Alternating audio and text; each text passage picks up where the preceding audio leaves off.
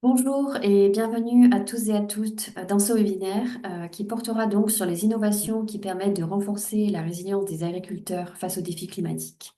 Je suis Anouche Bozelg, je suis l'éditrice du portail FinDev en français et nous organisons ce webinaire aujourd'hui en partenariat avec Microsoft Consulting.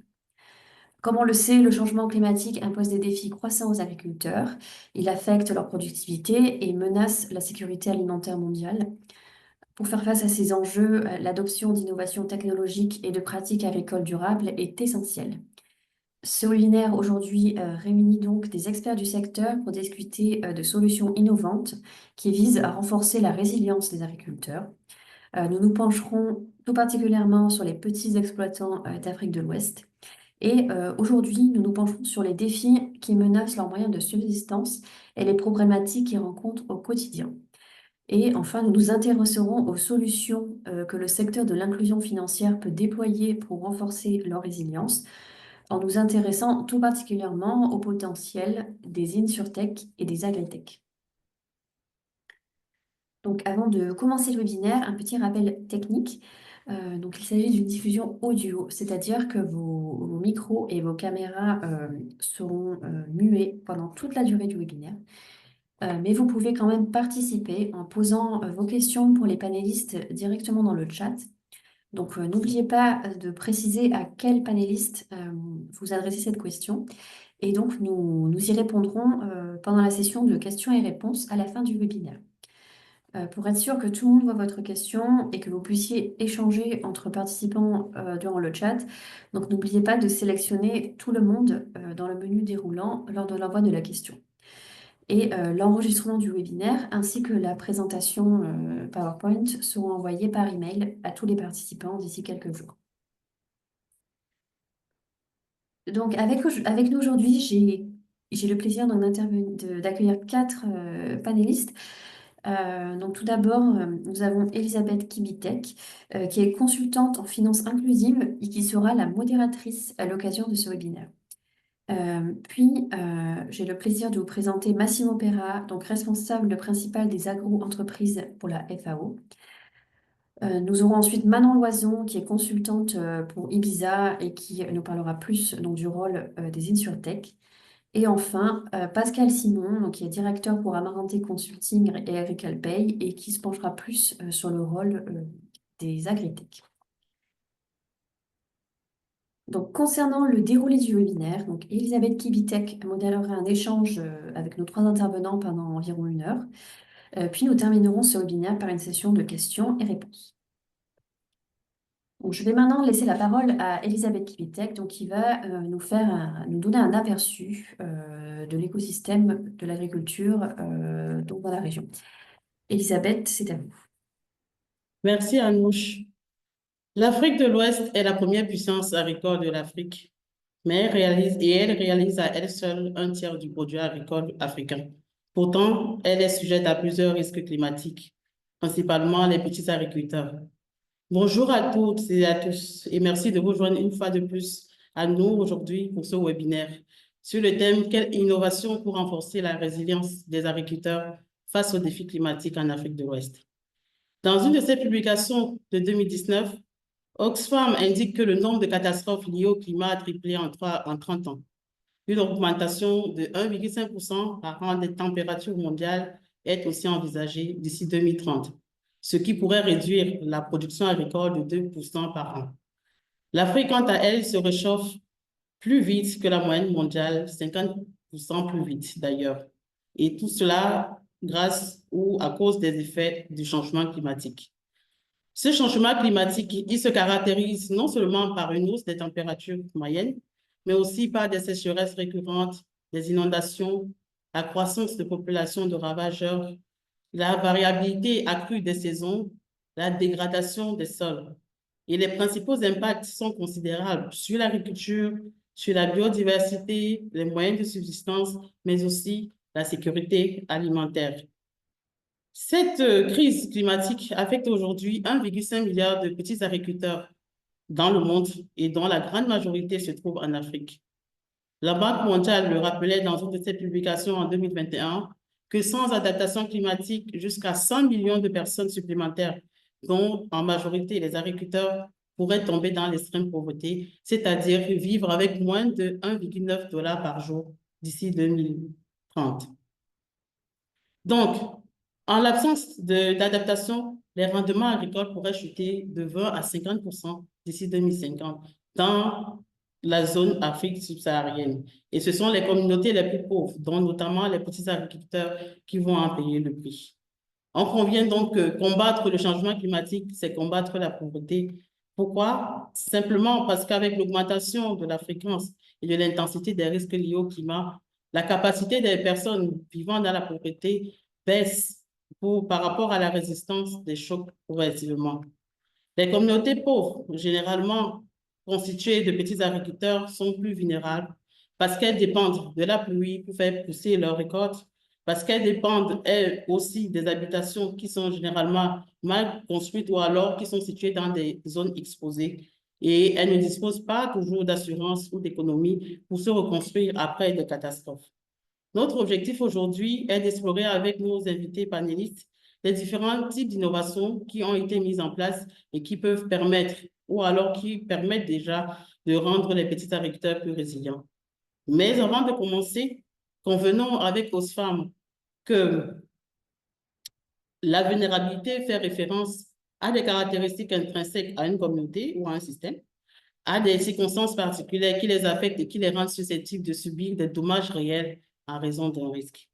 Et cette incapacité à développer des stratégies de survie efficaces pour faire face aux risques auxquels ils sont exposés les expose encore plus à la pauvreté et les rend non résilients. La résilience serait donc la capacité pour les êtres humains à réaliser leurs droits et à améliorer leur bien-être malgré les chocs, malgré le stress et malgré l'incertitude. Comment soutenir cette résilience pour les petits agriculteurs donc? Plusieurs options. On peut aller au slide suivant. Plusieurs options sont possibles et combinables, notamment le développement et l'utilisation de la technologie à travers, par exemple, une agriculture de précision, le développement d'offres de services financiers adaptés liés à la problématique climatique, comme de la microassurance climatique, on le verra avec Ibiza tout à l'heure, ou encore des financements verts, comme le proposent certaines organisations comme Melanin Capital, ou encore d'autres financements disponibles à travers des applications mobiles comme Shuriken Pay.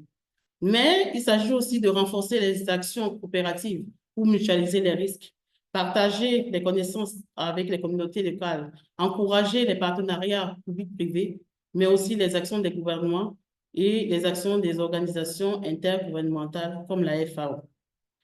La solution qui semble la plus simple apparaît donc être une combinaison intégrée de technologies, finances inclusives et organisations sociales. Pour en savoir plus, nous allons nous diriger vers nos remarquables panélistes et explorer avec eux ce qui a déjà été mis en place dans la zone de l'Afrique de l'Ouest. Bonjour Massimo, bonjour Manon, bonjour Pascal. Je vais commencer avec vous, Massimo. Est-ce que vous pouvez nous donner succinctement l'état du secteur agricole en Afrique de l'Ouest? Oui, bien sûr, Elisabeth, et bonjour, bon après-midi tout le monde. L'Afrique de l'Ouest est une région où l'agriculture est très importante et une région aussi complexe que vaste. On parle d'une région dont la population a été multipliée par 4 au cours des dernières 50 années, plus ou moins. Et c'est là, ça définit un peu plus pourquoi l'agriculture est un secteur essentiel. Et ici, bon, j'ai mis des données juste pour montrer un peu, pour donner un aperçu, hein. Donc, tout d'abord, l'agriculture est importante en termes d'emploi. Comme vous pouvez voir, là, j'ai mis un peu les pays les plus importants où le niveau d'emploi est assez haut. Il y a des pays comme le Mali et le Nigeria où l'emploi en agriculture arrive vers 70, 80, 90%. Disons, en moyenne, on parle de 35-40% de la population en moyenne en Afrique de l'Ouest est employée dans l'agriculture. En même temps, l'agriculture est très importante pour la création de la richesse dans les pays. Donc, comme vous pouvez voir, j'ai mis un peu la contribution de l'agriculture par rapport au PIB. Et il y a des pays où, comme la Libérie, la contribution de l'agriculture arrive vers 70-75%. En général, on parle en moyenne d'une contribution de 20% du PIB. Ça signifie un cinquième de la richesse produite dans ces pays est produite dans l'agriculture. Et donc, un secteur très important. La carte qu'on peut voir ici en bas à gauche, c'est en fait la carte de l'Afrique subsaharienne. On peut voir ici la dimension, ça c'est très important, la dimension moyenne des terres cultivées par petit exploitant en général destinés à l'agriculture. La dimension moyenne est, disons, entre 2 et 5 hectares. Il y a des régions où c'est un peu plus haut, mais en général, on parle d'une agriculture où la terre est très petite. L'utilisation de la terre est faite par des petits exploitants et ça signifie que c'est plus difficile de faire de l'agriculture commerciale. Il faut ajouter à ça que en termes de rendement, et vous pouvez le voir dans le graphe où on parle de productivité agricole en Afrique et par rapport au monde, que l'Afrique occidentale, l'Afrique de l'Ouest, qui est la barre plus à droite, hein, c'est bleu ciel, les rendements en général sont plus bas en Afrique de l'Ouest par rapport à l'Afrique du Sud, par exemple, ou au rendement moyen à un niveau mondial, soit pour la banana, manioc, riz et d'autres. Et finalement, les deux pays où la production de cacao est plus importante, il y a aussi une diminution des productions dans ces jours.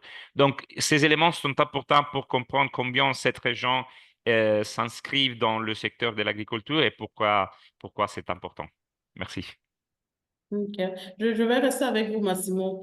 Donc, l'agriculture, on l'a compris, est une activité prépondérante dans la zone de l'Afrique de l'Ouest, mais évidemment, il y a quelques défis qui se dessinaient après votre propos préliminaire. Est-ce que vous pouvez aller un peu plus en profondeur et nous définir, nous indiquer les défis spécifiques des agriculteurs dans la zone de l'Afrique de l'Ouest? Oui, bien sûr.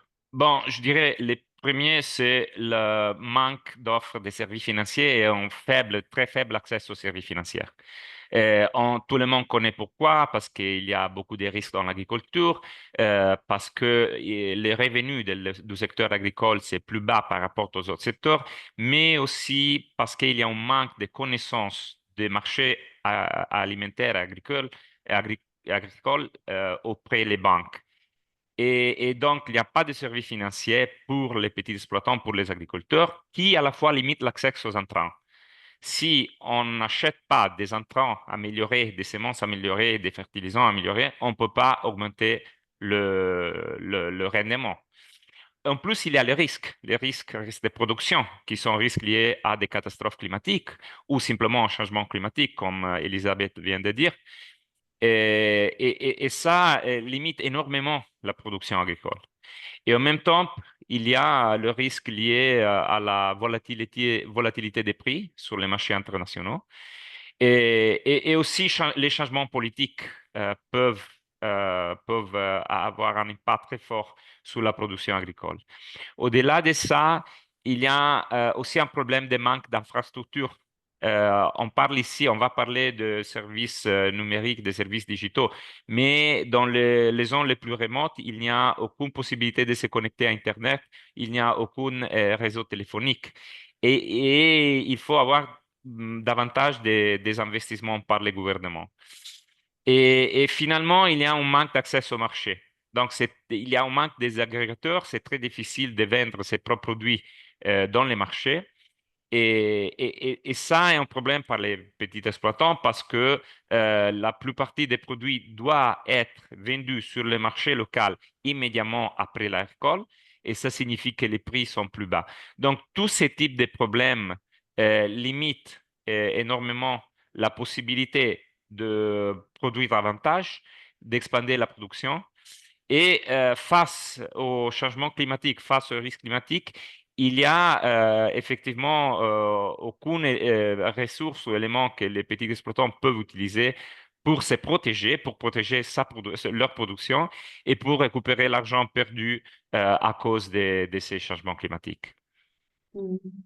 Et est-ce qu'il y a des défis spécifiques? On sait que la FAO soutient les agriculteurs de façon générale, mais est-ce qu'il y a des défis spécifiques que les initiatives mises en place par la FAO visent? Est-ce que vous pouvez nous en parler en quelques Oui, mots? oui, bien sûr. Donc, disons, le problème principal, c'est la durabilité des initiatives.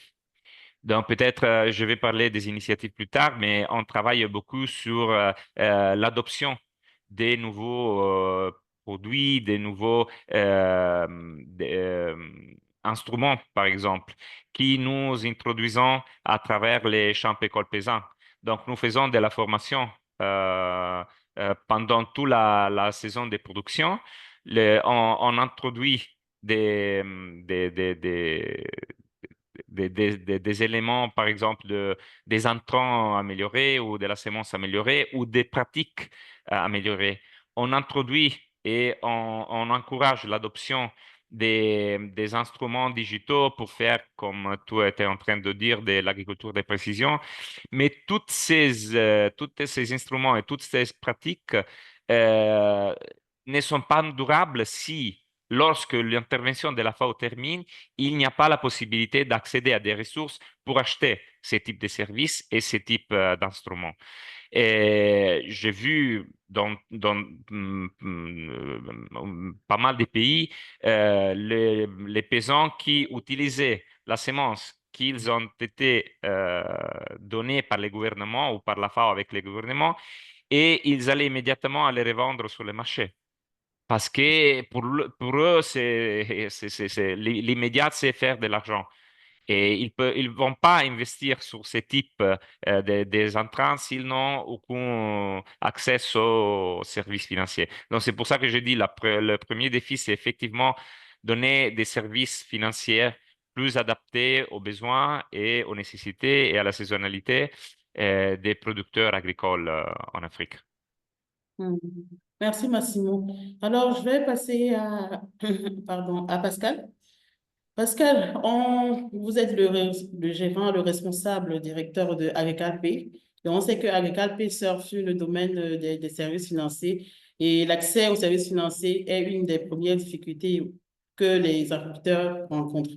Est-ce que vous pouvez nous parler de Agriculpe, nous dire ce que c'est et spécifiquement quels besoins satisfait ce service? Oui, tout à fait. Bonjour Elisabeth. Merci au portail FinDev et à Microsave pour cette invitation à participer à ce panel sur la résilience des agriculteurs. Donc moi, je représente ici aujourd'hui Agricalpe. Agricalpe, en fait, qui est un porte-monnaie électronique qui est destiné aux agriculteurs. Aujourd'hui, on opère au Bénin dans une chaîne de valeur, qui est la chaîne de valeur de l'ananas, et on a vocation à s'ouvrir à d'autres chaînes de valeur au Bénin, mais également dans d'autres pays de la sous-région. Et Agricalpe, c'est en fait une solution agritech qui utilise des technologies avancées telles que l'intelligence artificielle, la blockchain ou encore le suivi satellitaire, avec pour objectif de sécuriser et accélérer les transactions agricoles pour les agriculteurs, encore une fois. Et en fait, l'objectif de cette solution, c'est de faciliter l'accès aux intrants agricoles, donc l'achat d'intrants par des agriculteurs, mais aussi de numériser les paiements et favoriser aussi l'épargne à terme des agriculteurs. Donc, pour répondre à votre question, Elisabeth, en termes de besoins, en fait, nous, on répond à travers Agricalpe à plusieurs besoins critiques des agriculteurs. Un des besoins majeurs, c'est l'efficacité des paiements et de toute la chaîne de paiement pour les agriculteurs, depuis l'achat des intrants jusqu'à la vente de leur production aux distributeurs, aux industriels. Donc, avec Agricalpe, les agriculteurs ils peuvent recevoir leurs paiements rapidement et sans avoir, par exemple, à parcourir de longues distances pour aller encaisser des chèques lorsqu'ils vendent leur production aux industriels.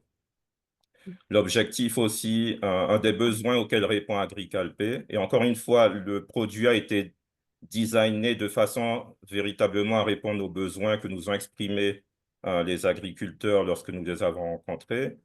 Et un des besoins d'Agricalpe, c'est aussi de pouvoir renforcer la confiance des agriculteurs dans la chaîne d'approvisionnement parce qu'on a mis en place des contrats intelligents qui sont signés entre les agriculteurs et donc les industriels.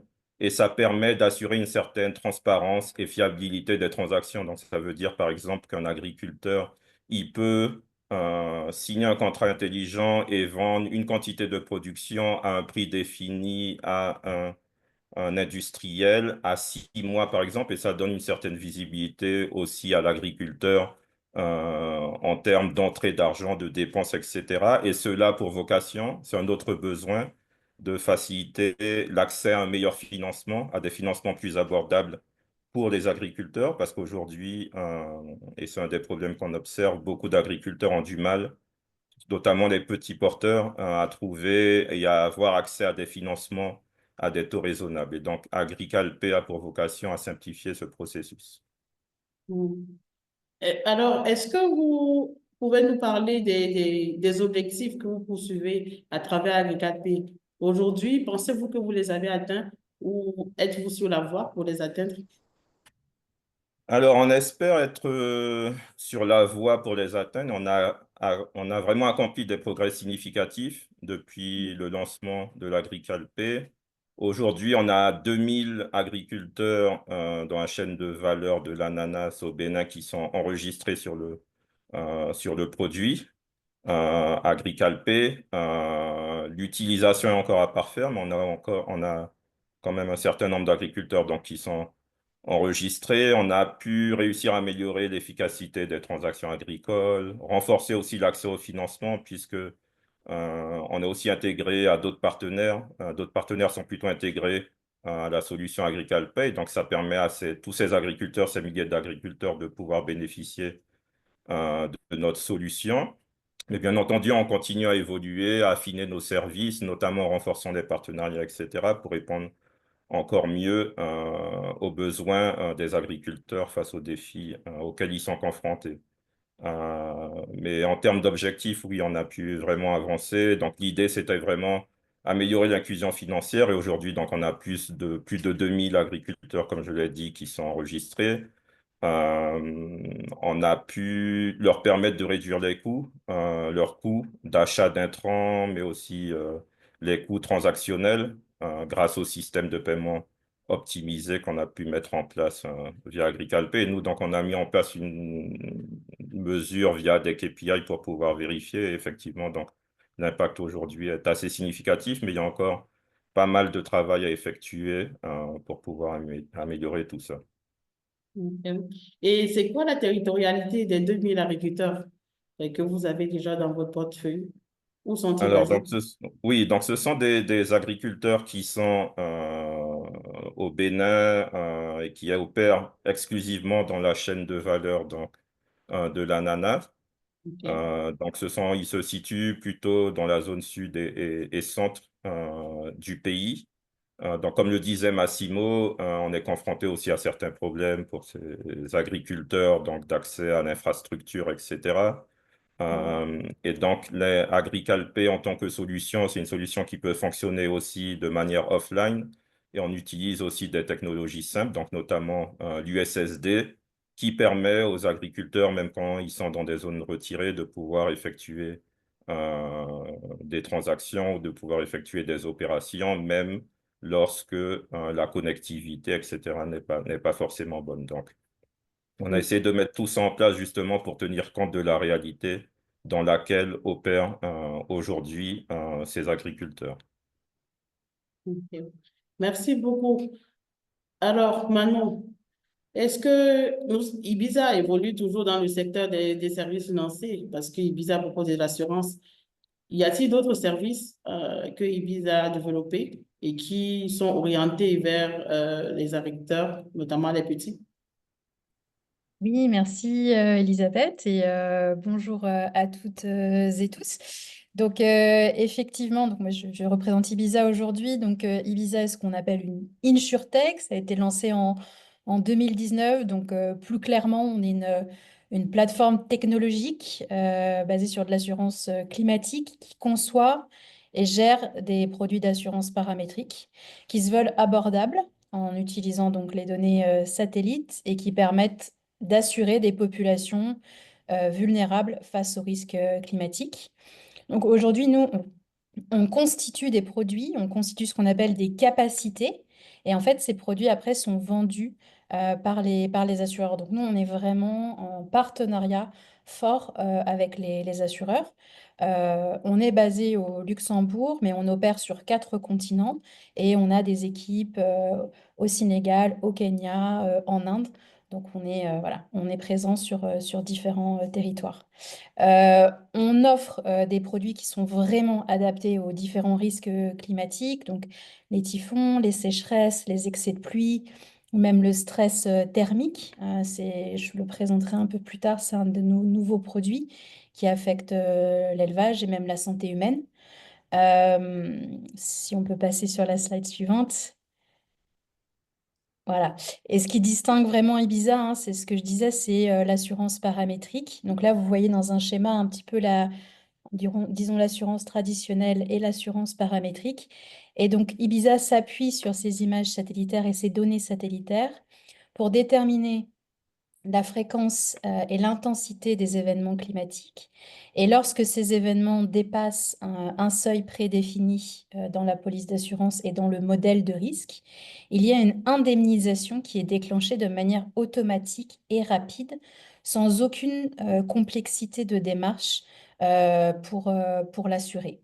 Ce qui permet quand même sur des populations vulnérables, sur des petits éleveurs, des petits agriculteurs, de recevoir très rapidement effectivement une indemnité pour continuer leurs activités. Si on peut également passer sur la prochaine slide. Voilà, donc là, vous avez vu une vue un peu plus générale sur voilà, qui on est, sur les pays dans lesquels on opère. Vous voyez qu'on est notamment présent donc, sur les marchés émergents. Pourquoi? Parce que l'accès à une assurance climatique est vraiment limité, alors que ce sont les agriculteurs et les éleveurs de ces régions-là qui sont vraiment les plus exposés aux catastrophes naturelles.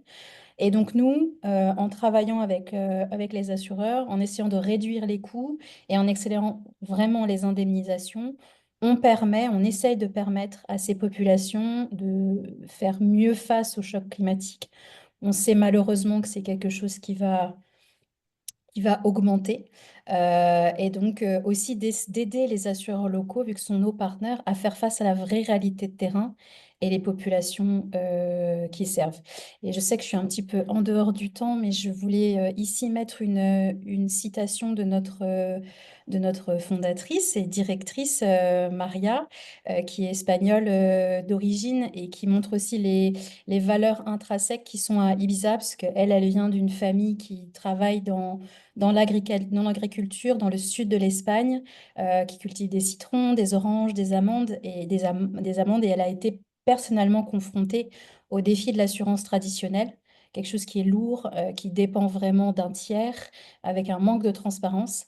Et c'est vraiment ce qui l'a motivée avec nos autres cofondateurs à créer Ibiza. Donc ça, c'est vraiment le point de départ et quelque chose qui est la ligne rouge de tout ce qu'on fait à Ibiza. Merci pour ça. Est-ce que à Ibiza aujourd'hui, vous avez l'impression que l'impact recherché est atteint? Et si oui, est-ce que vous pouvez nous partager un exemple d'expérience d'un de vos clients ou alors de développement et implémentation de vos services sur le marché de façon Oui, pratique? merci. Oui, merci. Ben, je ferai un peu la même réponse que Pascal. J'espère qu'on atteint nos objectifs, mais bien entendu, la route est longue et on essaye toujours de voir l'impact qu'on a. Donc, encore une fois, hein, Ibiza repose sur un modèle d'assurance paramétrique qui vraiment essaye de révolutionner l'approche traditionnelle de l'assurance. Ça veut dire aussi beaucoup d'explications et d'éducation autour de ce que c'est. Vraiment, d'un point de vue financier, nos solutions, elles permettent aux populations les plus vulnérables, encore une fois, de sécuriser un peu leurs revenus face aux risques climatiques extrêmes, sans avoir à attendre de longues procédures d'indemnisation et de validation des sinistres. Si je peux être un petit peu plus précise pour vous montrer comment ça fonctionne sur la prochaine slide, s'il vous plaît. Voilà, là vous avez un exemple très précis de notre dashboard, donc notre plateforme. Alors là, on est sur les Philippines, parce que c'est vraiment on va dire notre pays d'origine, là où on a tout démarré. Et donc, vous voyez ici sur toutes les archipels et toutes les îles des Philippines, les sites et les zones qui sont couverts par ce produit Weather Product avec notre partenaire originel Climes. Et là, à côté, vous voyez des zones rouges qui indiquent qu'il y a eu un incident climatique. Dans le cas ici des Philippines, c'est un excès de pluie. Vous voyez les données satellitaires qui sont collectées, l'analyse qu'on en fait, et vous voyez ici un pic qui dépasse cette ligne jaune qui indique qu'un seuil a été dépassé. On appelle ça un trigger, et donc qui nous signifie qu'il va y avoir sur cette zone-là qu'il y a eu un incident et qu'il va y avoir une indemnisation directe. Et donc là, les populations sont indemnisées de manière extrêmement, extrêmement rapide. Dans le cas, par exemple, du typhon Odette en 2021, les populations ont été indemnisées en moins de 10 jours. Euh, voilà, donc peut-être pour rester dans le temps, si on peut passer sur la prochaine slide. En vérité, Ibiza essaye vraiment de transformer l'assurance en un outil qui est agile, qui est efficace, qui est inclusif et abordable et qui est vraiment capable de répondre aux défis climatiques actuels. Et encore un point peut-être aussi sur l'innovation, parce que c'est ça qui nous réunit aujourd'hui et qui permet de maximiser notre impact et d'essayer de garantir une protection toujours plus performante. Je pense que ça pourrait faire le sujet d'un prochain webinaire peut-être complet, mais on parle aussi aujourd'hui beaucoup d'intelligence artificielle. Bah, l'intelligence artificielle, elle arrive aussi chez nous. Elle s'intègre de plus en plus dans le domaine des dérivés météorologiques, qui permet d'améliorer la précision des prévisions et les stratégies de gestion de risque. Et donc, c'est devenu un grand outil pour nous pour proposer des produits qui sont encore plus fins, on va dire. Mm. Merci Manon. Avant de passer aux difficultés, Pascal, est-ce que vous avez une expérience que vous pourriez partager avec nous, une expérience de réussite, hein, d'intégration de vos produits, d'utilisation de vos produits par un agriculteur? Alors, effectivement, j'avais une slide avec aussi des Oui, là, témoignages. c'est mon retour d'expérience. On peut échanger, Ouais. Pascal, si tu veux. Mais j'en ai une qui peut être aussi affichée. Donc, Alors, on travaille beaucoup avec les agriculteurs et on essaye d'avoir des retours d'expérience, etc., pour améliorer constamment notre offre. Et c'est vrai qu'on a des retours qui sont aujourd'hui plutôt positifs. On va peut-être pouvoir en parler un peu plus tard, mais c'est vrai que l'adoption de solutions technologiques, c'est pas toujours simple, mais une fois que c'est le cas pour les agriculteurs, ils peuvent s'y retrouver et voir leurs bénéfices. Donc, par exemple, on a eu des retours d'expérience d'agriculteurs dans la chaîne de valeur de l'ananas qui nous ont dit qu'ils voient l'agriculture véritablement comme un outil de gestion de leurs finances. Donc, ça va au-delà du simple porte-monnaie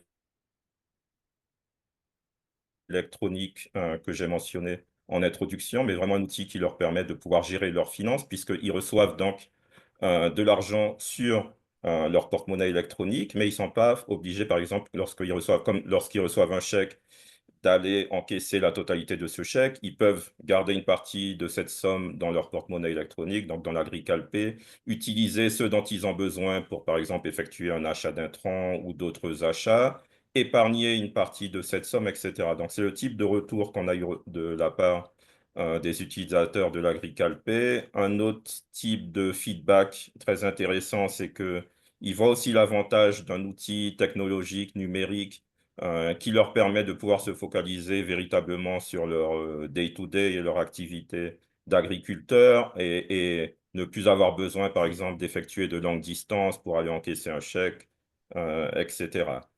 Un autre type de retour d'expérience qu'on a eu de la part de nos clients, c'est aussi la collection donc, des fonds. Comme je le mentionnais, l'Agrical-Pay utilise des smart contracts, donc ça permet aussi de formaliser la relation entre les agriculteurs et donc leurs distributeurs, les industriels, etc. Et donc cela permet aussi d'améliorer, on va dire, le taux et la rapidité des paiements entre les différents acteurs de la chaîne, puisque parfois la collecte pouvait être difficile.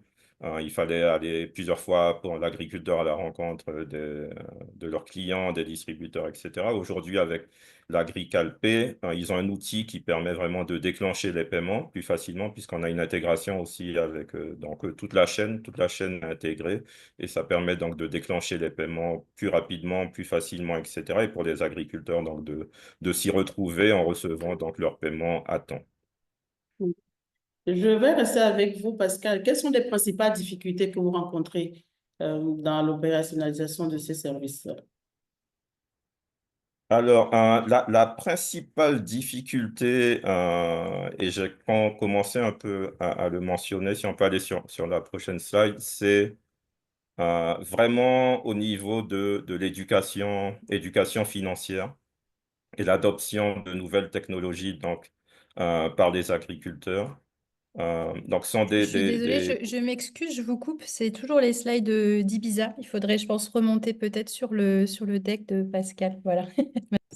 Ok, juste avant. Oui, voilà, effectivement. Donc, c'est ce que je disais. Donc, les principales difficultés que l'on rencontre, elles sont liées vraiment à l'éducation. Et les 3 points qui sont liés ici, qui sont indiqués ici, sont vraiment liés à tout ce qui est éducation financière des agriculteurs, adoption de la technologie, etc. Donc, ce sont des populations qui sont habituées donc à des méthodes traditionnelles en termes d'utilisation des paiements, donc beaucoup d'utilisation du cash. Dans les transactions aussi bien d'achat que les transactions de vente. Peu d'utilisation finalement de la technologie parce que pour différentes raisons et aussi comme le mentionnait Massimo, l'infrastructure n'aide pas forcément à utiliser la technologie. Et donc, une grande partie du travail que nous avons eu à effectuer avant même le lancement de l'Agrical-Pay, ça a été l'éducation, aller à la rencontre des agriculteurs, leur expliquer quel était le produit, construire le produit avec eux, même construire le produit avec eux, leur expliquer comment l'utiliser, les avantages qu'ils retrouveront en utilisant ce produit, comment est-ce qu'il les aidera à mieux servir leurs clients, à mieux opérer, etc. Et donc, on est allé à la rencontre de ces agriculteurs. On a fait énormément de déplacements, justement. On a travaillé avec les coopératives agricoles, des clusters, pour effectuer toutes ces activités de sensibilisation auprès des agriculteurs afin de leur faire comprendre que l'Agrical-Pay pourra vraiment leur être utile. Donc, c'est un outil technologique, mais la présence humaine est importante parce qu'avant d'arriver à cette adoption de la technologie par les agriculteurs, il est véritablement important de pouvoir être auprès d'eux, les accompagner, leur montrer en quoi l'outil pourra les aider. Il y a d'autres types aussi de difficultés qu'on a pu rencontrer et qu'on peut rencontrer. Un des objectifs de l'Agrical-Pay, c'est que la solution soit abordable et même à coût réduit, voire zéro pour les agriculteurs. Donc, par exemple, tout ce qu'il y a à l'intérieur. Donc, c'est un système qui fonctionne, on dit en close loop. Donc, tout ce qui est à l'intérieur du système, c'est-à-dire l'achat d'intrants, la vente, etc., il est à coût zéro pour les agriculteurs parce qu'on souhaitait aussi encourager les agriculteurs à utiliser l'outil et qu'ils ne soient pas pénalisés dans leur coût d'achat ou coût de vente en utilisant l'outil. Donc, les coûts pour les agriculteurs sont véritablement très faibles. Ce n'est que lorsqu'ils ressortent de l'argent du système que véritablement ils payent une commission, mais tant que l'argent reste dans le système, le coût est très faible. Et donc, ça veut dire coût faible, mais investissement important. Comme j'ai dit, on a dû rencontrer les agriculteurs, etc. Donc, ça, ce sont des défis auxquels on est confronté. Et pour cela, donc, nous, on essaye de travailler avec des partenaires financiers, des donateurs, pour aussi obtenir des ressources qui permettent à nos services de rester accessibles. Et puis, un dernier défi, mais ça a déjà été mentionné par Massimo, c'est vraiment au niveau infrastructure, connectivité Internet, les infrastructures limitées, notamment dans les zones rurales, ça rend difficile l'utilisation de ces solutions. Mais pour ça, nous, on utilise donc des technologies simples. J'ai mentionné du SSD accessible qui nous permettent donc de pouvoir fournir nos services malgré ces freins infrastructurels. Mm. Merci Pascal. Et désolé Anouche, je crois qu'il faudra revenir au slide de Manon parce que j'ai la même question pour elle. Est-ce qu'il y a des difficultés principales que vous rencontrez dans l'implémentation et l'opérationnalisation de vos services à Ibiza? Alors oui, alors peut-être parce que sur le retour d'expérience, je n'ai pas répondu non plus, donc je vais peut-être juste prendre l'opportunité de répondre ici sur un exemple concret. Donc je vous ai listé ici avant d'aller sur les difficultés, quelques exemples de solutions qu'on a développées. Celui que vous voyez en haut là, Climate Cash, donc c'est quelque chose qu'on a développé à la toute fin 2024 avec notre partenaire Vision Fund. Et donc, c'est un programme en fait assez novateur qui vise à renforcer la résilience financière des communautés exposées aux catastrophes climatiques. Donc, c'est une espèce de suite de solutions. Donc, c'est inspiré du modèle d'assurance de santé Hospicash. Et du coup, pareil, Climate Cash repose sur un mécanisme d'assurance paramétrique qui déclenche aussi automatiquement des indemnisations dès qu'il y a des seuils prédéfinis qui sont atteints lors d'une vague de chaleur ou d'inondation. Et donc, pareil, ça garantit une aide financière immédiate avant même que la situation en fait ne s'aggrave.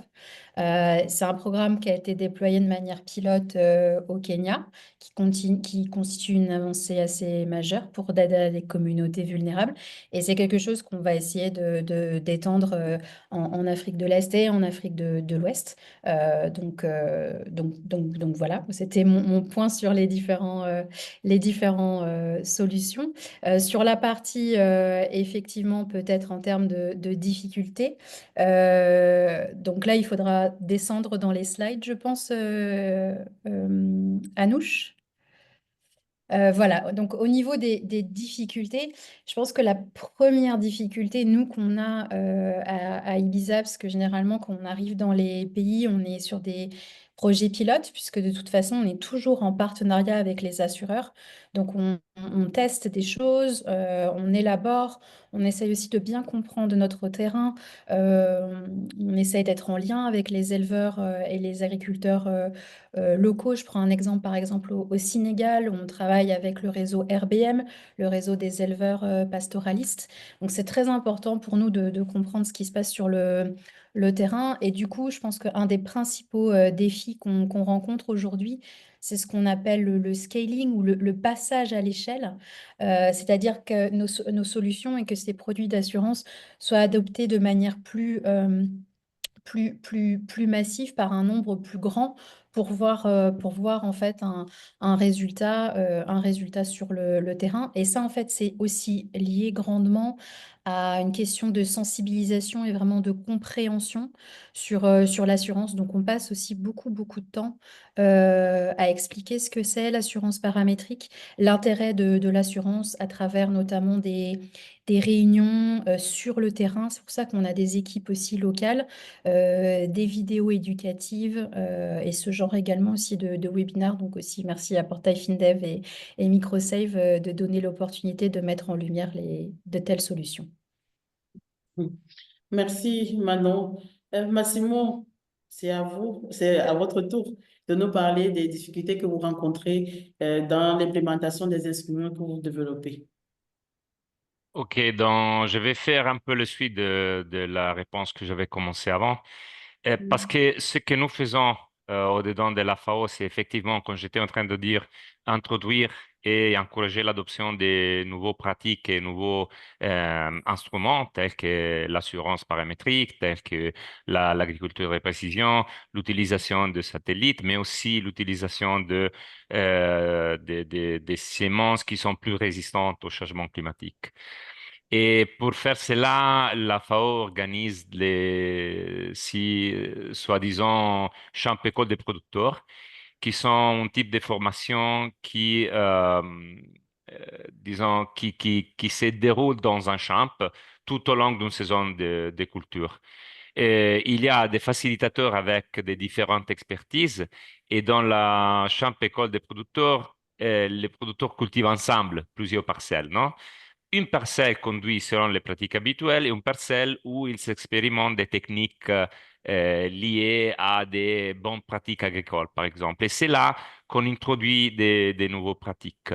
Un de ces pratiques, c'est l'agriculture intelligente face au climat, qui est une approche qui permet de réorienter les systèmes agricoles dans le but d'assurer la sécurité alimentaire face au changement climatique et qui a normalement trois objectifs. D'un côté, l'augmentation durable de la productivité et des revenus agricoles.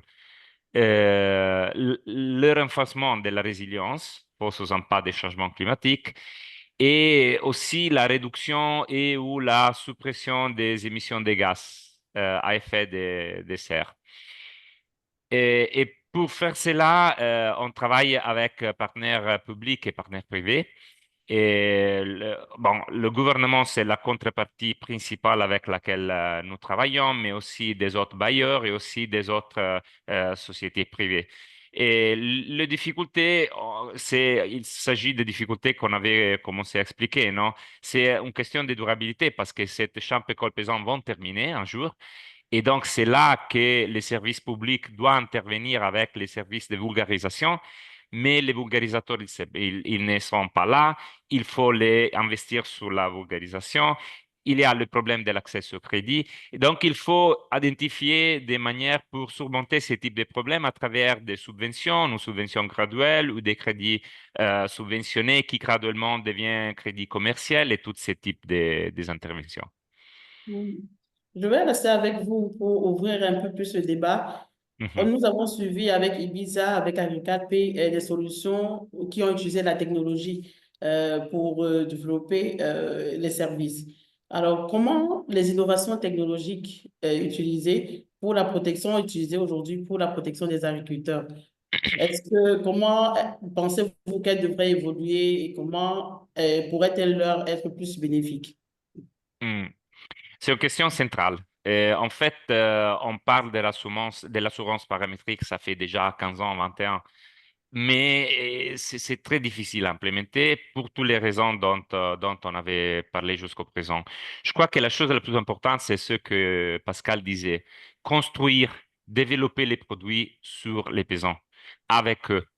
Il faut les désigner avec eux, il faut aller auprès les petits exploitants au début du cycle de formulation du produit, parce qu'ils puissent comprendre de ce qu'on parle, ils puissent être capables de lire ce que leur téléphone, par exemple, montre et quel type d'interaction ils peuvent avoir avec ce type de produits.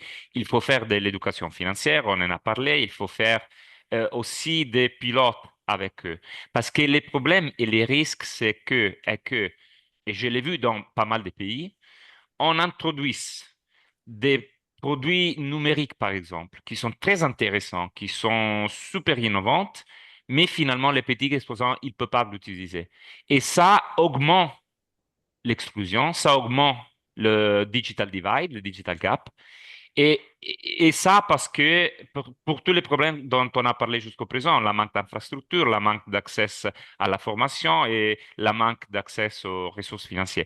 Donc, je crois qu'en termes d'évolution de ces produits, il faut continuer à faire de la recherche sur les cas d'études les plus intéressants, y inclut Ibiza, y inclut Agricalpay, que je connais très bien. Et en même temps, il faut penser à des processus d'introduction de ces produits qui soient graduels, subventionnés au début, pour faire si que les exploitants peuvent l'adopter sans devoir disons, investir sur cela et ensuite les vendre sur les marchés, comme j'ai dit l'exemple des semences améliorées, et devenir graduellement client des institutions financières ou des microfinances. Parce que là, il faut leur donner la possibilité d'utiliser cette approche et ces services d'une manière permanente et constante. Et est-ce que vous avez un conseil pour les agriculteurs, les petits agriculteurs eux-mêmes, pour les aider à être plus résilients? Qu'est-ce que vous pourriez leur dire? Écoute, dans ma expérience, ce que je vois est que les agriculteurs, ils sont déjà résilients. Ils sont beaucoup résilients. Et ils sont les plus averses au risque du monde. C'est pas eux qui décident, hein, comment gérer les risques. Parce que les risques sont là, ils les connaissent déjà. Ils connaissent très bien les types de produits qu'il faut produire. Ils ont besoin d'appui en termes de ressources. Je dis désolé, mais c'est les mots que je vais répéter un peu plus, et c'est ça qu'on cherche de faire de notre côté. Et parce que ils ont besoin de savoir que s'il y a une perte, il y a immédiatement un remboursement pour replanter leurs produits. Ils doivent être mis dans la possibilité de diversifier leur production, quelque chose il fait déjà. Mais de temps en temps, ils préfèrent disons, s'enfoquer sur un produit en particulier parce que les marchés, il y a une demande plus grande pour ce type de produits agricoles. Mais la chose la plus importante est, on parle ici des biens publics. L'assurance, c'est un bien public, à mon avis. Le crédit, c'est un bien public au début.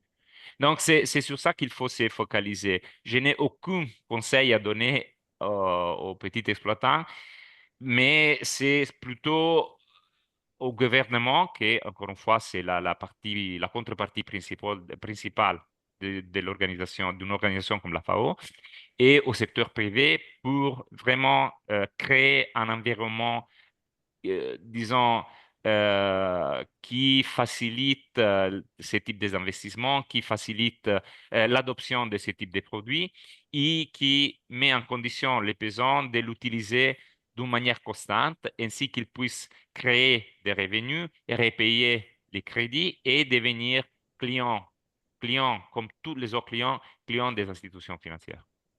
Hmm. Merci bien, Massimo. Alors, Manon, est-ce que en utilisant les services d'Ibiza, les agriculteurs, les petits agriculteurs font face à des risques? Si oui, quels sont-ils et comment vous les aidez à les minimiser? Oui, merci Elisabeth. Euh, je dirais pas des risques directement, parce qu'encore une fois, Ibiza est une plateforme technique et nous, on s'associe aux assureurs pour proposer un produit d'assurance. Donc, en vérité, le risque effectivement que ces petits éleveurs vont prendre, c'est peut-être alors souscrire à la police d'assurance et la payer. Je rejoins ce que Massimo disait sur des mécanismes aussi de soutien et d'incitation. Si je prends par exemple le Sénégal, par exemple sur un pays sur lequel on a travaillé, le gouvernement sénégalais sur les polices d'assurance pour agricoles prend en charge 50% du coût de la police d'assurance, par exemple. Donc, si par exemple la police d'assurance coûte 10 000 francs CFA, le petit agriculteur, je pense aux éleveurs pastoralistes avec lesquels on a travaillé dans le Nord, vont payer 5 000 francs CFA. Donc, effectivement, tous ces points-là sont importants. Mais le vrai sujet pour nous à Ibiza, et c'est ce que disait Massimo, parce que les éleveurs et les petits agriculteurs connaissent très bien les risques et connaissent extrêmement bien le terrain. Donc, il faut les écouter et du coup, il faut qu'il y ait une parfaite adéquation entre les produits d'assurance paramétrique et les besoins spécifiques des agriculteurs. Et donc, ça veut dire aussi pas arriver avec un produit et dire bah, c'est comme ça, mais tester, écouter, évaluer, changer. Et donc là, si on peut aller sur la slide suivante, s'il te plaît, Anouche. Voilà. Oui, non, juste avant. La photo, non, juste avant. Voilà, voilà. Je voulais donner un exemple très concret. Donc là, on est à Namarel, on est avec les éleveurs pastoralistes au Sénégal. Et ce qui se passe, c'est qu'on arrive au Sénégal en 2022 avec Ibiza sur un produit d'indice de pluie. Donc de calcul de niveau de pluie dans les zones du Nord. On crée ce produit en faisant une analyse avec les données satellitaires au niveau du département. La saison 2022 se passe avec des situations de sécheresse, mais pas trop extrêmes. Et puis, ces calculs qui sont faits au niveau des zones du département. Et finalement, on termine la saison avec peu de seuils déclenchés, donc peu d'indemnisation. Donc, effectivement, aussi des questionnements auprès de ces éleveurs pastoralistes qui disent bah, on a souscrit une assurance, mais en même temps, on n'a peut-être pas eu une indemnisation. Donc, on discute avec eux, on revoit la saison. On discute également avec l'assureur local, la CNAS, l'assureur agricole. Et sur la saison 2023, eh ben, on a revu le produit pour aller sur un détail encore plus précis. Donc là, on a fait une analyse non pas au niveau du département, mais au niveau des communes, qui est le niveau le plus fin au niveau des données satellitaires où on peut aller. Et là, effectivement, sur la saison 2023, qui était aussi une saison extrêmement difficile avec beaucoup de sécheresse, d'aller à ce niveau de détail encore plus fin, bah là, il y a eu effectivement de nombreux seuils qui ont été déclenchés et donc aussi des indemnisations. Donc, je rejoins tout à fait Massimo sur les risques qui, en fait, peuvent être extrêmement réduits si déjà on est à l'écoute des petits producteurs à la base et qu'on revoit et qu'on amende les produits et solutions qu'on propose. Hmm. Et vous avez évoqué le soutien, par exemple, que vous avez eu du gouvernement au Sénégal. Est-ce qu'il y a d'autres aspects où vous pensez que les organisations gouvernementales et ou non gouvernementales internationales pourraient vous aider pour que vos services puissent être plus scalables ou encore mieux utilisés auprès de ces agriculteurs? Mais je pense qu'il y a quelque chose qui a été assez fondamental pour Ibiza, qu'on appelle les partenariats publics-privés, où effectivement, on va travailler avec un partenaire privé, donc généralement, c'est l'assureur local, et un partenaire public, donc soit voilà, une banque de développement, soit une grande ONG, voilà, qui va nous permettre, en fait, au départ, de mener dans les pays dans lesquels on arrive un projet pilote. Et en fait, le projet pilote, il a vraiment vocation pas être sur des grands chiffres ou des grands rendements, mais vraiment à tester encore une fois le produit et à comprendre ce qui se passe et du coup à l'adapter. Et donc ça, je pense que c'est assez fondamental, c'est de bien comprendre son environnement et surtout de voir comment le produit réagit dans l'environnement. Donc ça, c'est assez fondamental et ça nous a beaucoup aidé. Merci beaucoup, Manon. Et je vais finir avec vous, Pascal. Même question. Y a-t-il des risques pour un petit agriculteur lambda d'utiliser Agricalpé? Alors, ma réponse va être un peu similaire à celle de Manon. Il n'y a pas vraiment de risque à utiliser la solution Agricalpé. Donc, effectivement, c'est une solution numérique, technologique. Donc, il peut y avoir des risques liés, par exemple, on est dans des questions de paiement, donc il peut y avoir des risques liés à la cybersécurité ou ce type de choses, comme dans tout paiement électronique. Mais ce sont des choses qui sont contrôlées. L'Agricalpé repose vraiment sur une solution qui est existante, prouvée, au Bénin notamment, qui opère déjà depuis plusieurs années. Donc, il n'y a pas vraiment de risque à ce niveau. Mais les agriculteurs sont malgré tout confrontés à de nombreux risques. Et je souhaiterais ici un peu expliquer en quoi l'Agricalpé peut vraiment utiliser et aider les agriculteurs à minimiser ces risques. Et une des difficultés que rencontrent les agriculteurs, et ça a été mentionné au cours de ce webinaire, c'est que ils ont très peu d'accès au financement. Ils ont un accès très limité pour différentes raisons au financement. Et l'objectif d'Agricalpé, c'est aussi de les aider à avoir accès au financement et à des prix plus abordables. Mais nous, en tant qu'Agricalpé, on n'a pas vocation à se substituer aux IMF ou aux banques, etc. Nous, notre fonctionnement, c'est vraiment de travailler en partenariat avec ces acteurs. Donc, on a une plateforme. Je le mentionnais, on utilise différentes technologies avancées telles que l'IA, blockchain, etc. Et ces technologies nous permettent de collecter des données auprès des agriculteurs, des données en termes de collecte de fonds, en termes de dépenses, en termes de gestion de fonds, en termes de gestion de liquidité, d'habitude, etc.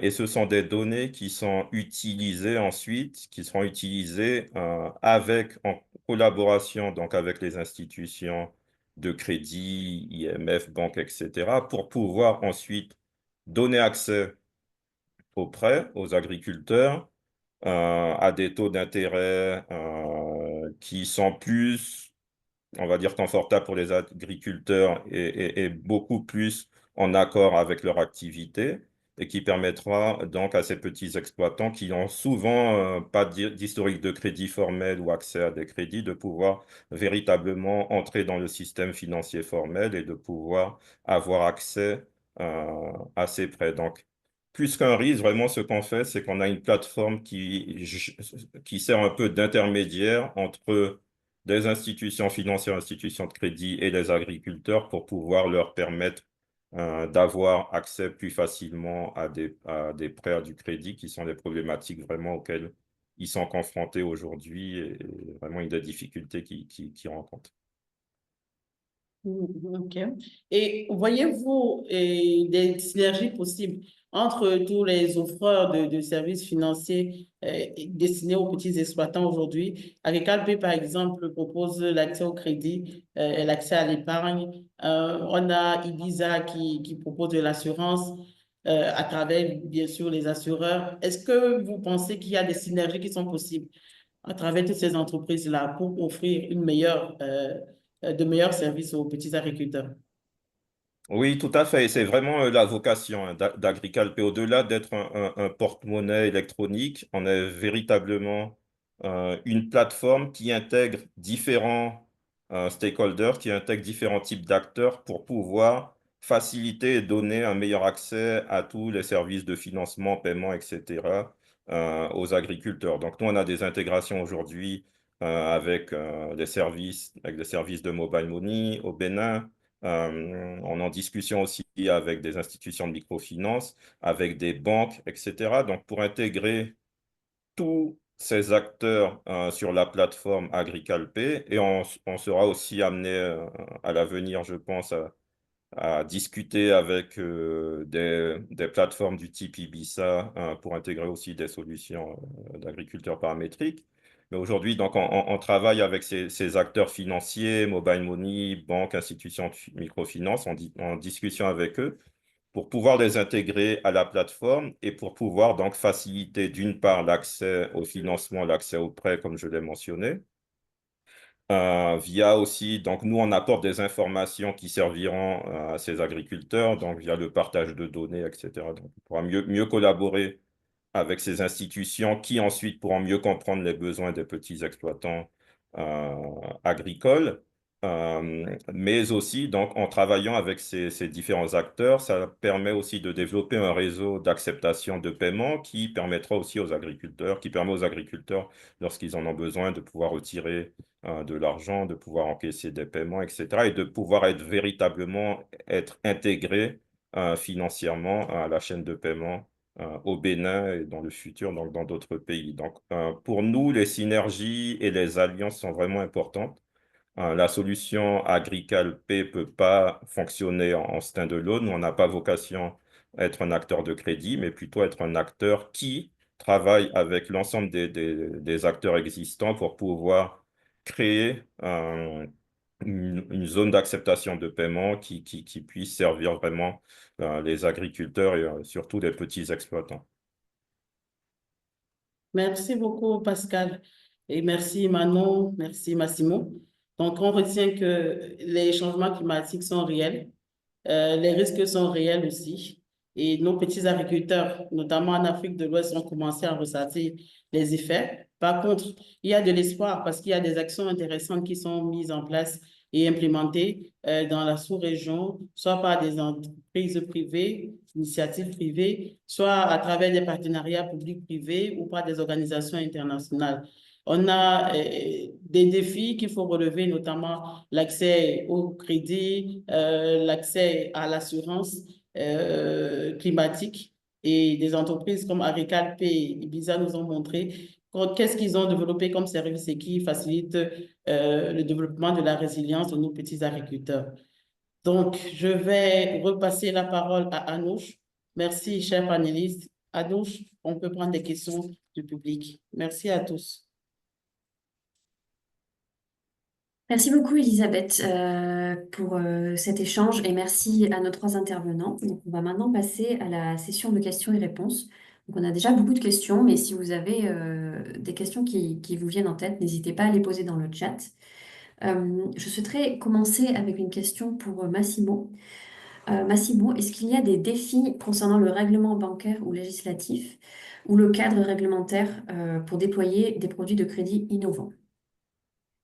Oui, bien sûr, il y en a. Ils sont différents dans les différents pays. Je dirais que les principales, c'est la garantie. Parce que la réglementation de la plupart des pays demande aux banques ou aux institutions financières, s'ils sont réglés sur la même loi, de demander de la terre comme forme de garantie. Et comme tout le monde le sait, la propriété de la terre est très difficile à démontrer dans la plupart des pays, s'il existe. Et, même quand il existe, ils ne sont pas les exploitants qui sont les propriétaires de la terre. Donc ça, je dirais, c'est la première chose. Il y a des pays, pas vraiment en Afrique subsaharienne, que je sais, mais par exemple au Maroc, où ils ont travaillé pour éliminer ou pour faire si que la garantie pourrait être fournie sans avoir la terre à disposition ou en donnant une concession temporaire pour la terre, par exemple. Ça, c'est un exemple. Mais l'autre problème, c'est que disons, les banques agricoles ou les institutions de microfinance, comme j'étais en train de dire, euh, dans la plupart des pays, sont réglés par la même loi, non, des banques. Et donc, ils ont des conditions très étroites pour octroyer les, les, le crédit pour des questions prudentielles qui font du sens. Hein. C'est pas moi qui dis qu'ils font pas du sens, mais le problème, c'est que les IMF ou les banques agricoles ou les banques des villages, ils doivent avoir un peu plus de flexibilité dans la manière d'octroyer les crédits et le crédit et les autres services, inclut le service d'assurance, par exemple. Donc oui, il y a des problèmes de réglementation. Mais en général, dans ma expérience, je dirais, c'est pas vraiment la réglementation le problème. Hein. Le problème, comme j'étais en train de dire, c'est que l'agriculture, c'est pas un secteur très rentable. C'est le plus risqueux et il y a un manque de connaissances au niveau des institutions financières. Merci beaucoup, Massimo. J'ai maintenant une question pour Manon de Ibiza. Donc, on a eu plusieurs questions sur le coût de ce type de service d'assurance, les tarifs. Donc, est-ce que vous pourriez nous donner un ordre d'idée de la tarification et est-ce que c'est abordable, enfin, à quel point c'est abordable pour les petits producteurs? Oui, tout à fait. Merci, Anouche. Merci pour cette question effectivement importante. C'est ça aussi la spécificité chez Ibiza, c'est que c'est pas, voilà, il y a une telle tarification et ça coûte tel prix. Encore une fois, on essaie vraiment de travailler en très grande collaboration et très proche avec les assureurs. Donc, on définit un produit, on définit un modèle de risque, on définit une police d'assurance. Et en fait, le modèle d'Ibiza va être d'abord un fee technique qui va être inclus en fait dans cette police d'assurance. Et puis également, ça va être lié au nombre de polices, bien entendu, qui sont vendues. Donc, de voir aussi comment le produit fonctionne, s'il fonctionne pas bien ou s'il fonctionne très bien. Ibiza ne sera pas rémunéré de la même manière. Donc, on est vraiment en collaboration avec l'assureur et on ajuste en fait cette tarification par rapport à la police. Merci beaucoup, Manon. J'ai maintenant une question pour Pascal. Donc, une question sur plusieurs questions regroupées sur l'inclusivité. Donc, quelles sont les solutions pour les personnes qui n'ont pas accès au réseau de téléphonie ou alors les personnes qui ne sont pas alphabétisées? Comment vous incluez ces personnes dans votre offre? Ok, c'est une très bonne question. Euh, donc, encore une fois, nous, on utilise une technologie très simple qui se base sur l'USSD et qui ne nécessite pas forcément des téléphones intelligents smartphones. Et également, donc, bien qu'on soit une solution technologique numérique, la proximité aussi avec les agriculteurs est très importante. Donc, on a mis en place beaucoup d'activités de sensibilisation, mais faites en personne, donc pas via le téléphone ou autre outil numérique, faites en personne avec des personnes qui parlent aussi les langues locales, parce que ça aussi, c'est un point très important. Donc, c'est que beaucoup d'agriculteurs, de petits exploitants s'expriment, dans le cas du Bénin, donc dans des langues locales et pas forcément en français ou autre langue. Et il fallait donc que l'outil AgriCalpé soit aussi adapté à leurs besoins, à leur manière de communiquer, etc. Donc, on a mis en place beaucoup de mesures de sensibilisation avec des personnes donc, qui vont sur le terrain, qui rencontrent les agriculteurs, des groupes d'agriculteurs, qui discutent avec eux, qui leur expliquent comment ça fonctionne, qui effectuent avec eux les transactions, etc. pour que ils prennent possession réellement de l'outil, qu'ils se familiarisent avec l'outil, etc. On a mis en place aussi des communautés, par exemple, via WhatsApp, pour ceux qui utilisent des smartphones, où ils peuvent échanger directement dans les groupes WhatsApp entre eux, partager leur expérience, partager aussi les difficultés auxquelles ils sont confrontés. On a nos animateurs qui sont dans ces groupes aussi et qui les aident, qui les orientent, etc. Et tout cela, en fait, ça facilite l'adoption et l'utilisation de l'outil malgré les difficultés technologiques qui pourraient exister. Merci beaucoup, Pascal. J'ai maintenant une question pour Elisabeth et les autres panélistes. N'hésitez pas à intervenir si vous souhaitez ajouter quelque chose. Certaines IMF sont limitées de plusieurs façons pour proposer des produits digitaux à leurs clients pour augmenter leur résilience au changement climatique. Est-ce que cela veut dire que l'innovation doit toujours passer par la digitalisation? Si oui, pourquoi? Et sinon, quelles autres formes existent? Merci Anouche pour la question. Donc, je dirais déjà que l'innovation, c'est la création de la valeur et elle n'est pas obligatoirement technologique. Elle peut avoir différentes formes. Elle peut avoir la forme sociale. Il y a dans certaines IMF des développements de produits qui sont adaptés aux besoins des populations. Je vais prendre deux exemples.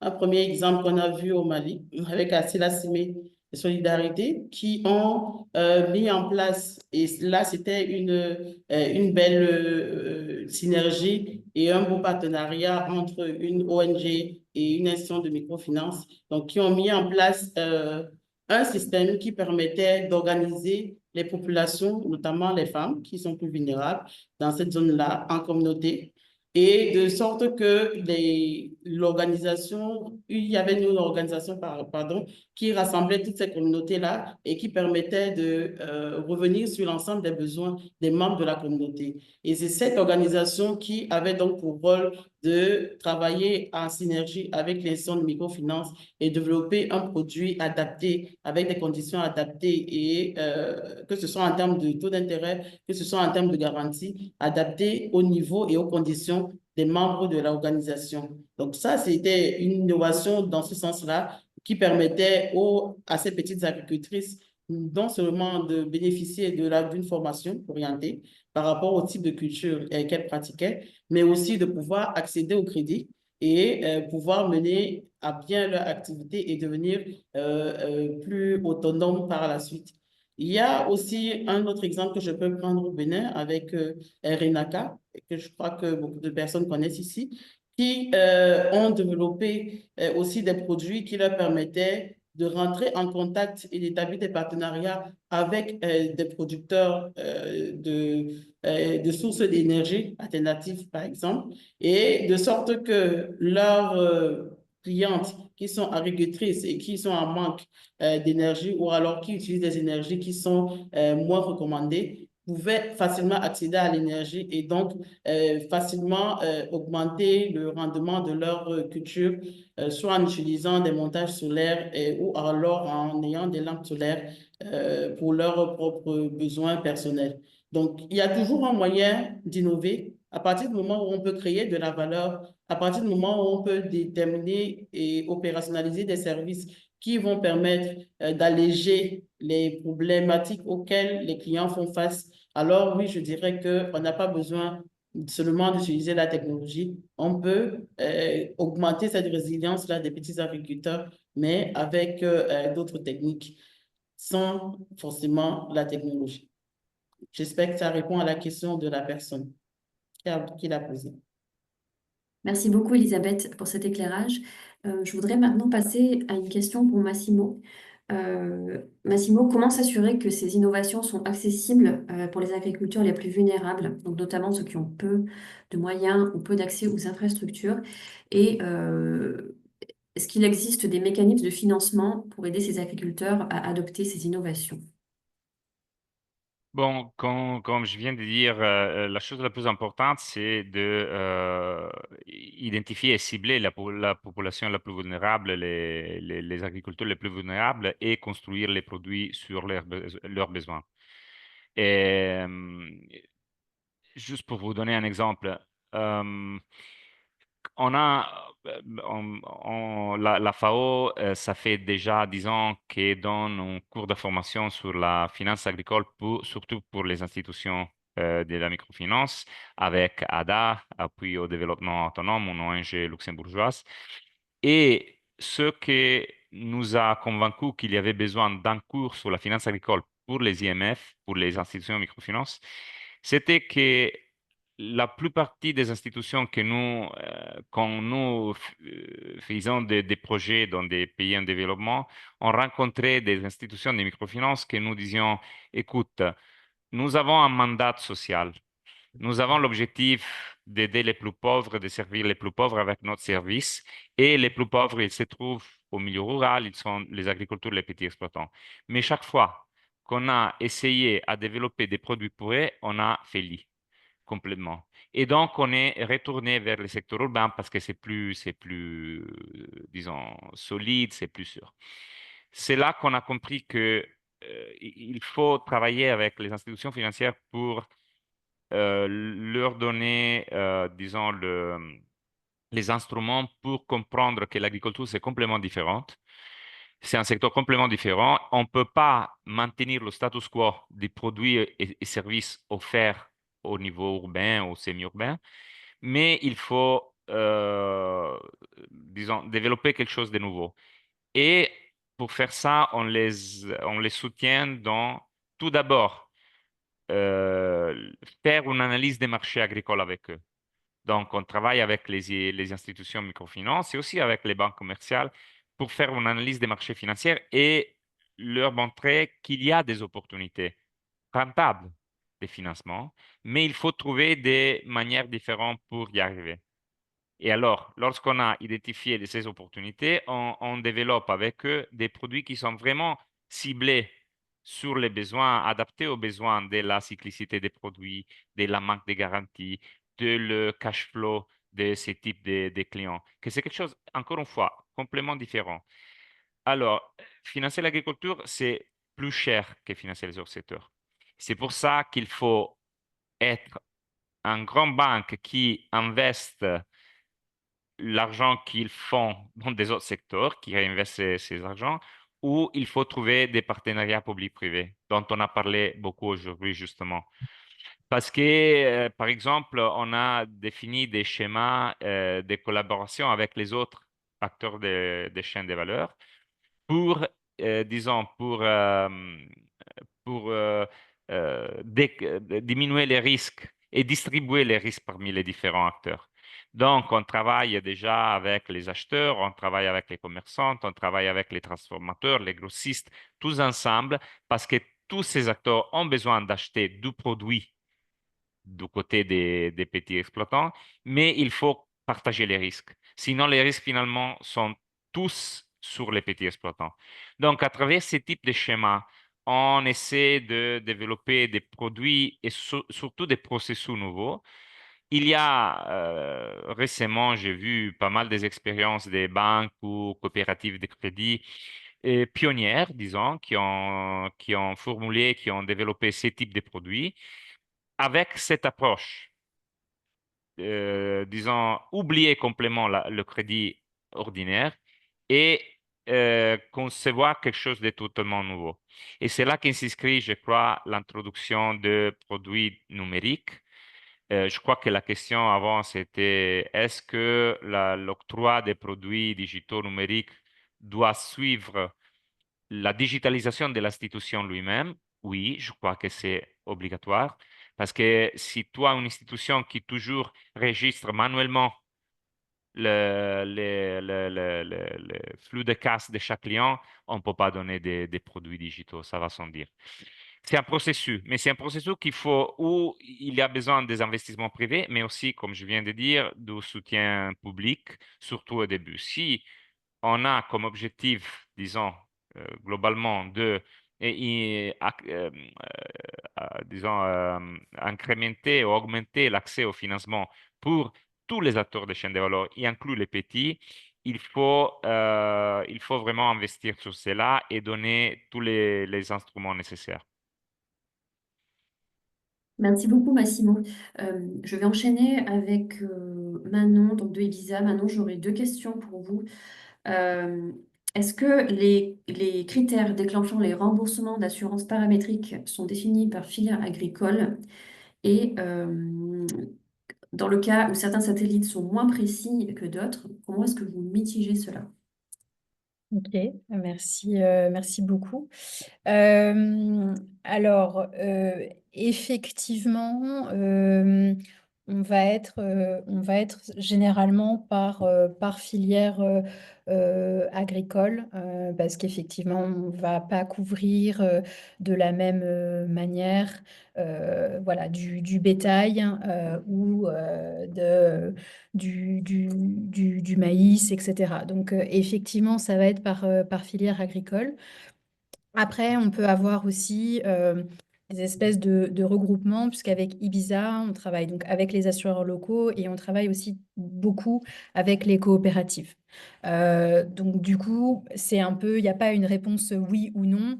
On va dire que ça dépend de la situation et ça dépend de comment on travaille avec les assureurs. Mais généralement, effectivement, ça fait du sens que ça soit par filière agricole. Sur la question des satellites, alors dire que certaines données sont plus fiables que d'autres, je ne sais pas, je ne pense pas. Après, c'est la manière effectivement dont comment les données sont collectées et comment elles sont traitées. On a des gens très performants chez Ibiza et c'est ça qui fait, je pense aussi, la différence. Après, si je suis un petit peu plus concrète et je reviens par exemple sur les produits qu'on avait développés au Sénégal, euh, on est arrivé au départ en questionnement sur, OK, un produit d'assurance indicielle basée sur la pluie, mais peut-être est-ce que ça va pas être assez précis pour justement ces éleveurs pastoralistes qui sont donc nomades et qui bougent. Et donc l'idée était de se dire on pourrait avoir un indice qui est basé sur des données pluviométriques et en compensation basé aussi sur ce qu'on appelle l'indice de végétation, donc le NDVI, qui lui est un indice aussi avec des données satellitaires qui permet d'observer ou pas la densité de la végétation. Donc on peut avoir aussi certaines données qui sont mixées pour affiner l'indice et donc affiner le niveau de risque et la police d'assurance. Mais là, forcément, on rentre aussi dans des niveaux de complexité qui sont plus importants et qui, du coup, aussi peuvent rendre la police plus chère. Donc, des fois, il y a tout de même un arbitrage à faire, notamment quand c'est comment dire, les premières années du produit, pour dire, OK, peut-être on fait plus simple, mais on fait aussi plus effectif, et au fil des années, le produit peut être revu. Donc voilà, j'espère que j'ai répondu à la question. Merci beaucoup, Manon. J'ai maintenant deux questions en une pour Pascal. Donc, Pascal, est-ce que AgricalPay est interopérable avec des systèmes de paiement au Bénin et au-delà, premièrement? Et deuxièmement, est-ce que vous travaillez en parallèle avec des IMF ou alors est-ce que c'est quelque chose de complètement différent? OK. Donc, le premier point, AgricalPay au Bénin, technologiquement, ça repose sur une plateforme qui est un agrégateur de paiement qui s'appelle KakiaPay au Bénin. Et donc, ça nous permet d'être interopérable avec les mêmes systèmes de paiement, en fait, avec tous les paiements qui sont intégrés à la solution Kakia Pay. Donc, ça veut dire tous les opérateurs de mobile money qui sont au Bénin, des acteurs financiers, institutions de microfinance, etc. Donc, je disais plutôt Agricalpay, il fonctionne, c'est une solution qui fonctionne de manière close loop, donc pour permettre aux agriculteurs d'acheter leurs intrants, mais aussi de vendre leur production. Mais c'est un porte-monnaie électronique qui peut aussi être utilisé en dehors du système Agricalpay. Donc ça veut dire que lorsque un agriculteur reçoit un paiement d'un industriel et ensuite l'utilise pour acheter des intrants ou effectuer d'autres opérations financières. Grâce aux intégrations que nous avons avec des systèmes de paiement externes, ça permet aussi à l'agriculteur de pouvoir retirer ses fonds ou les transférer, par exemple, vers un opérateur de mobile money et effectuer d'autres types d'opérations avec cet opérateur de mobile money. Donc, Agricalpay est vraiment intégré au système de paiement aujourd'hui au Bénin, et on espère que ça sera le cas dans d'autres pays prochainement pour pouvoir offrir une expérience de paiement seamless aux utilisateurs du service. Concernant la deuxième question, nous, on a vocation vraiment à travailler avec les IMF. On ne veut pas se substituer aux IMF. D'ailleurs, on n'a pas de licence de crédit, on n'a pas vocation à le faire, mais on souhaite travailler avec les IMF et il y a eu des interventions très intéressantes de Massimo et Manon sur le fait aussi que ces IMF ou ces banques, etc., aujourd'hui, ont du mal à travailler avec les agriculteurs pour différentes raisons, etc. Et ce que permet à Agricalpay, c'est de fournir des informations, de la donnée, tout type de données qui pourraient être ensuite utilisées par les IMF pour offrir via la plateforme Agricalpay des solutions de financement, etc. Donc, effectivement, Agricalpay est une plateforme qui offrira donc des solutions de financement, mais qui ne sont pas déconnectées de celles qu'offrent les IMF, puisqu'on travaille de concert avec ces IMF pour concevoir ces offres de financement. Merci beaucoup, Pascal. Et donc, j'ai une dernière question pour Elisabeth avant de finir ce webinaire. Donc, Elisabeth, les effets du changement climatique ne se limitent pas aux précipitations. Comment prenez-vous en compte les autres effets? Merci pour ça. Je ne vais pas aller très loin.